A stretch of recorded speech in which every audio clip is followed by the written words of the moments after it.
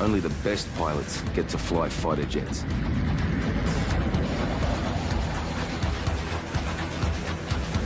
They're called Top Guns. Intelligent, super fit, highly trained men and women. I get paid to do this. This is an awesome job.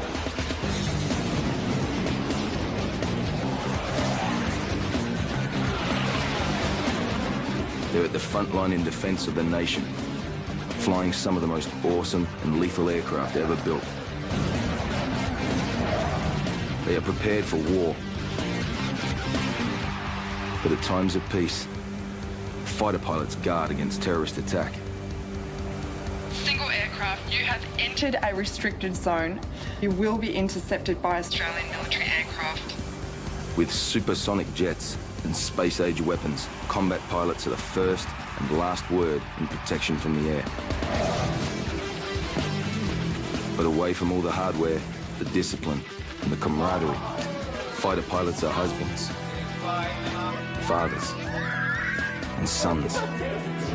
At home or in the hot seat, they are real Top Guns.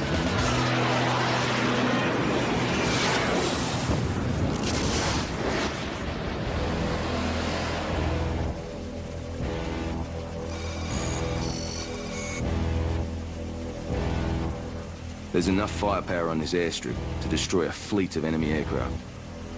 10 FA-18 Hornets, each loaded with 4 air-to-air missiles. Armed and lethal, the Hornets are about to carry out the Royal Australian Air Force's most important mission of the year. Right, we're off. That's 05, 06 and 50, 51, 52. Everyone should be pretty close. This is what we've been training for the last 3 weeks.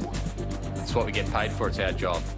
No matter what happens out there, we stay calm, cool and professional. If it all goes well, we'll be back here having a few beers at 1 o'clock. If it doesn't, then we still do our job.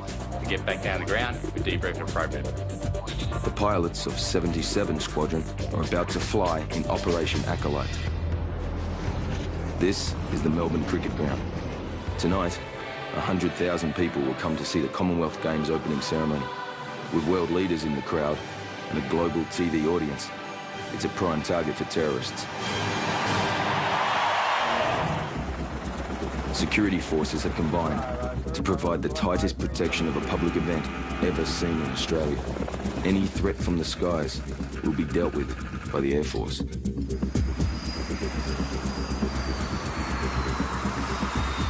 Myself and JC, we're just about to step, about to walk out the door in about 2 minutes and strap ourselves to the jet. Flying Officer Bo Pitcher, call sign Diddley, is 24 years old. Tonight, if a terrorist aircraft tries to attack the games, Bo is one of the Hornet pilots who might have to shoot it down. Just focused, making sure everything goes smoothly and correctly. No stuff-ups. As soon as you walk out the door of the brief, you're pretty much just thinking about the mission and what you're going to be doing at certain times.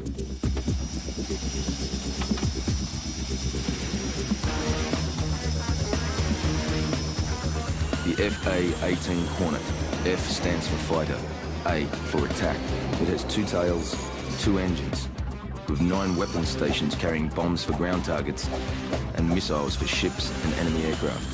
The cannon in the nose fires 100 high explosive shells per second, each as powerful as a grenade. The Hornet can fly 5,000 kilometers on 1 load of fuel, much further with mid-air refueling. Its top speed is more than 2,000 kilometers an hour.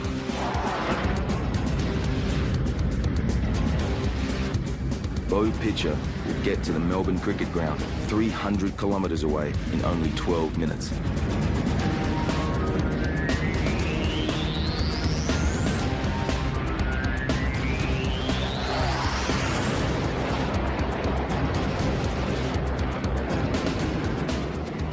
Our job will essentially be to detect, intercept and, if required, shoot down any aircraft that may be causing a problem for the games. This will be the first time where I actually fly with live missiles on the jet. If I were faced with having to shoot a missile at an aircraft, it's one of those things that we've all had to think about and prepare ourselves for mentally. And if we weren't ready for that, we wouldn't be in the job.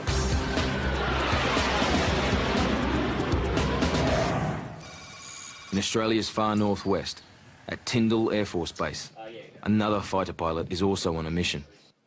We carry a weapon because if you eject into a river or something up here, then it's just for self-protection against crocs, buffalo, things like that. Kartik Maharaj, call sign Tick, is 22 years old.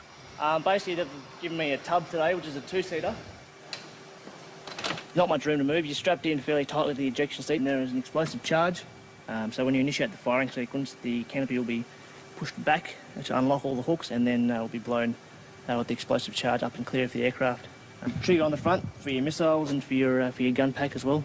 Then under your left thumb's the air-to-air weapon select switch, so you can cycle through different weapons, and got a red pickle button for bombs and rockets. Tick is preparing his Hornet for an international operation in Malaysia, and everyone in the squadron, 120 ground crew, engineers and maintainers, are busy packing. No barbies or beer fridges on this trip. To keep 8 Hornets flying in Southeast Asia requires spare parts and plenty of equipment. This trip has provided us with a few problems with weights and space. So at the moment we're just hoping that we're going to stay under the weights.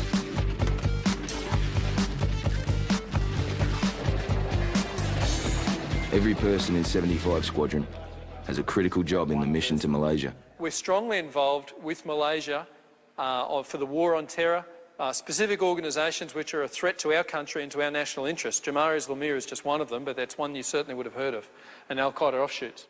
For exercise Basama Shield, 75 Squadron will join international air forces for an annual show of strength.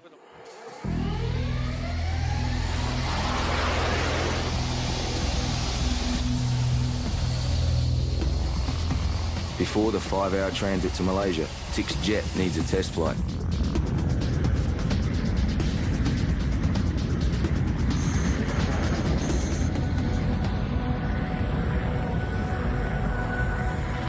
What I love about flying the Hornet is the variety, the depth and breadth of roles the Hornet can do. I get paid to do what I love doing. It's absolutely the best job in the world.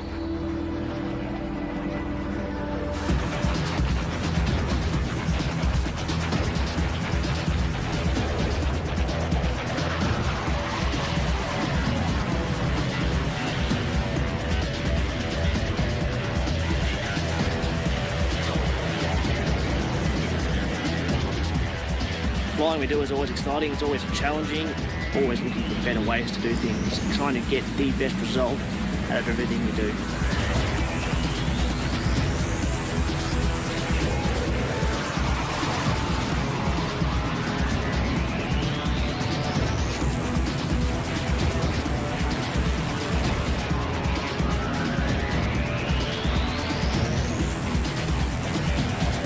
There's always something new to learn, there's always something to improve on, and very rarely gets boring.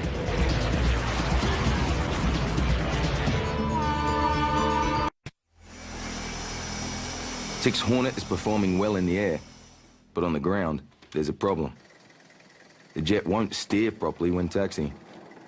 Yeah, it's really bizarre. Sometimes it's mainly with the left pedal this time, other time with the right pedal, but you're taxiing and 95% of the time it's taxiing perfectly fine. Then every now and then you'd go, okay, you go left, full low gain, and it'd just be sort of veering off. It just seems like it slightly different idea what's happening with each pilot too, but if it's on low and high, that's... Yeah, it's only doing intermittently, but when it does do it, it's just not responding. That's it. The engineers have one day to repair Tick's Hornet, or he can't go to Malaysia. The guys changed some boxes in it last night. I'm just going to go out and test it out and see if that's fixed the problem. We're better off fixing it here while the jet's still here rather than taking it to Malaysia, then finding out that there's something bigger. We're just going to head out to Maritime Tarmac. Yep. Just do some min-radius turns, do some high-low gain steering, and we'll come back around the normal way. Yep. And just head back in. Should only be about 5 minutes, if that.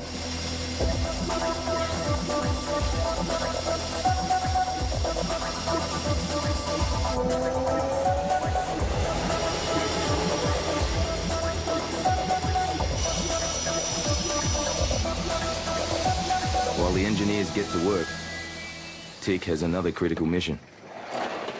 Even put the boat in there. He and his wife Natalie are thinking of moving to on-base accommodation. The yard's nice. Tik and Natalie just got married in a traditional Hindu wedding. It's funny doing this. What's he doing? I'm doing what I've been told. It's usually the case. We're just going down to see Natalie, the bride. So she's been isolated from the rest of the wedding party. I think he's having a bit of fun. Sounds like they are anyway. The Maharaj family is from Fiji, where Tik was born. We left when I was 3 years old, so I was very young when I left there, and then we came here, so predominantly Australian. We have adopted Australia, and Australia has adopted us. Initially, he was very shy when he came around the first night, calling me Mr. Smythe, and I said, Kartik, just call me Snipper, which is my nickname, you know. None of this Mr. Smythe, you know.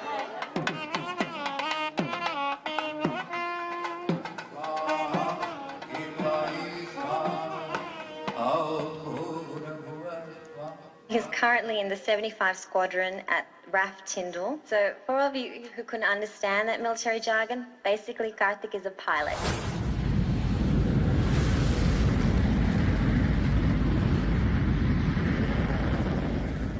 People who come to Australia should look to find ways to give something back to the community and to Australia. And this is definitely one way to do it. It's probably, I'd say, the best way to do it, actually.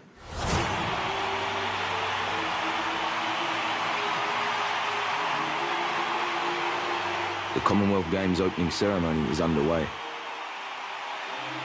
At 8,000 feet, 4 FA-18 Hornets have the stadium in sight. It's pilot Beau Pitcher's first fully armed mission. It's a sobering experience to fly with real missiles that could actually cause damage. It's one of those things that we've all had to think about and prepare ourselves for mentally. Yeah, flying the Hornet isn't just going on joy flights. There are bad people out there that might want to cause harm to us. Beau spent 3 months training for this mission.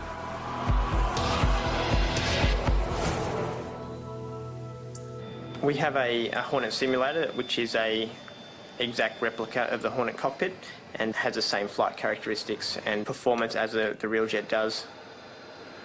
If you look at that square in the HUD that's now coming towards the centre, that's where I'm expecting the aircraft to be. And I'll just gradually close in on him. Hopefully I'll be able to break him out through the weather.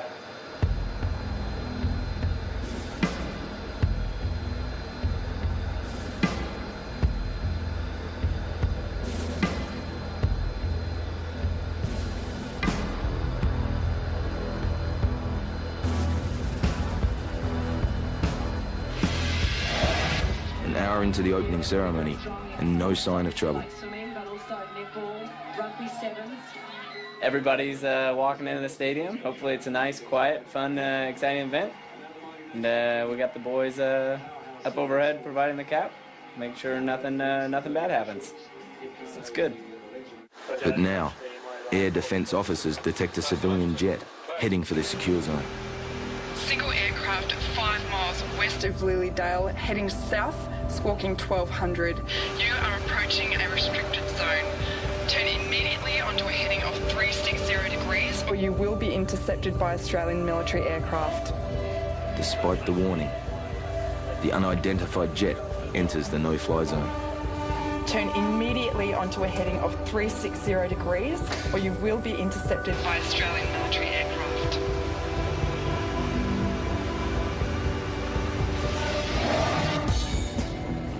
75 Squadron is almost ready to fly to Malaysia for war games. Tik's Hornet is being repaired, but the pilots have another problem. When it's time to tank, we just join up observation right. The 8 jets must refuel to reach Malaysia. It's done with a Boeing 707 called a tanker, which can keep a jet flying for as long as the pilot can stay in the seat. But the tanker might not be available. I'll get my phone on because I'm expecting a call from XO81 way. 10 minutes ago, our tanker looked solid, but he's just got a call that they're eyeballing it for the Solomon Islands. The tanker is also a troop carrier. and it's been sent on another overseas mission. There's no word on when it will be back. So, I have no idea whether we're going to have a tank or not. Probably find out between now and 0600 tomorrow. Without the tanker, the squadron can't transport its 120 ground crew to Malaysia. Exercise Bersama Shield is in jeopardy. As for Tick's malfunctioning Hornet, the squadron's executive officer has a decision to make. Hey Tick, how was the jet? Yeah, the jet's still playing up a little bit. It works as advertised 95% of the time. How would you feel about taxiing it in confined spaces? As long as you're travelling fast, they're slow enough to stop the jet, yeah, it'll respond. The jet is serviceable. It's a good jet. It will be a little bit more difficult to taxi in confined spaces, as long as the pilot is aware of the potential for it. There's no problem with the jet going. Single aircraft, you have entered a restricted area. Turn immediately onto a heading of 360 degrees, or you will be intercepted by Australian military aircraft. The unidentified jet approaching the Commonwealth Games Stadium is not responding, while pilot Bo Pitcher secures the western edge of the no-fly zone. Ground control interceptors send another pair of Hornets to investigate. Shogun Mellon, I have a single aircraft north of the restricted area, tracking south. Intention is to have you commit. Shogun, commit to 360, descend 9000. Shogun 2, contact, ball 360, 40, 2000. In seconds, the civilian jet's speed and altitude is confirmed by the Hornet's onboard radar. Shogun 1 locked, single, ball 360, 40, 2000, squad to mode 3, 1200, track south, declare. The Hornets have locked their radar onto the unresponsive intruder. You have entered a restricted area. You will be intercepted by Australian military aircraft. With the two Hornets in the picture, the small jet finally changes course away from the stadium. Shogun Mellon, return to cap. Shogun, skip it in place left, climb 15,000. The pilot never answered radio calls. Investigators later determined the aircraft was mistakenly off course.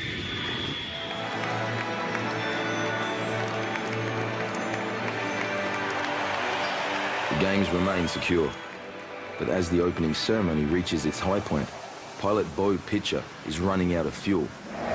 He has to hook into an airborne tanker. Even in daytime, air-to-air refueling at 700 kilometers an hour is difficult. It tests even the most experienced Hornet pilots. If Bo doesn't get it right, he'll have to abort the mission and return to base.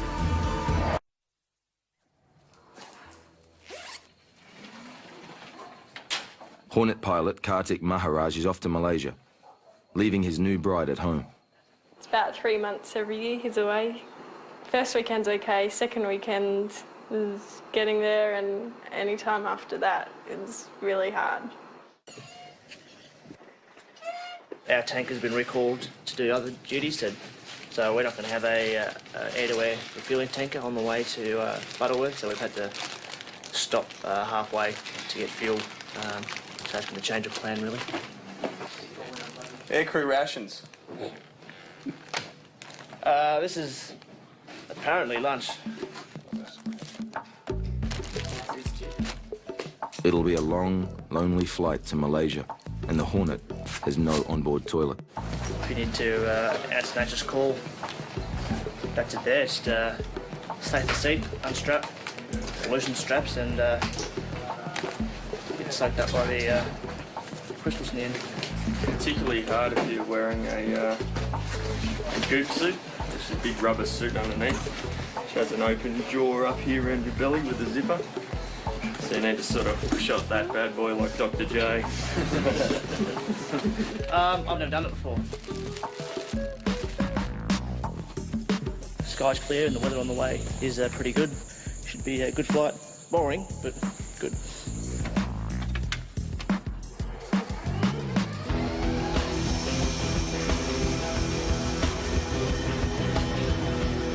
Even though the Hornets are on their way, unless the crew can get to Malaysia, the jets will be grounded.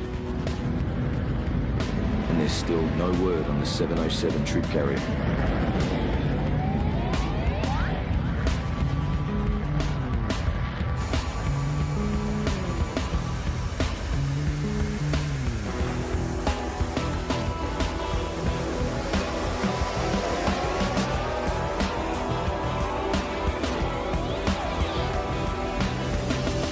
Ahead lies an 8-hour flight to Malaysia.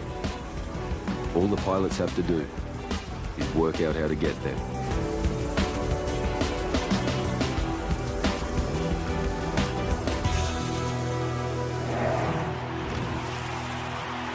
High above the stadium, Beau Pitcher is struggling to refuel his Hornet.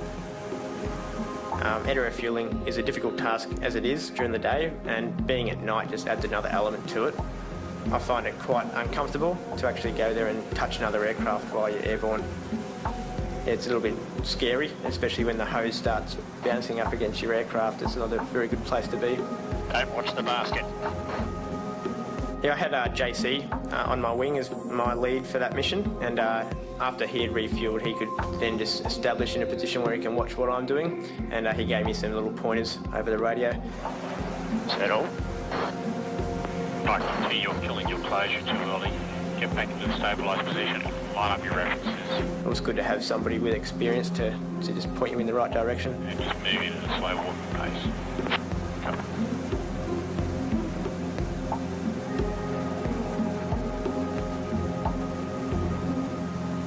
Good work, mate.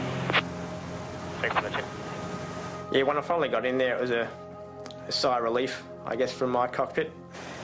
But unfortunately, I fell out again, so I had to go through the whole process again, which was pretty unfortunate. Oh, good place, left 18. It's good to have a job where you can constantly challenge yourself and better yourself and try to be the best that you can. The games remain trouble-free. For the next 3 weeks, Australian Hornets will keep it that way. Yeah. It was a good mission. No one died on our shift, and that was the aim. It's a little long, a little boring, but that's what we're out there to do sometimes. And if it had been exciting, you probably wouldn't see me smiling right now. Beau Diddley, how did it go, mate? The mission was quiet, which was a good thing. How's the night tanker? I told you. Okay, thanks for your calls, though. Cheers. That was the boss, the general. He says we've all done very, very well. And he's proud of us, to a man.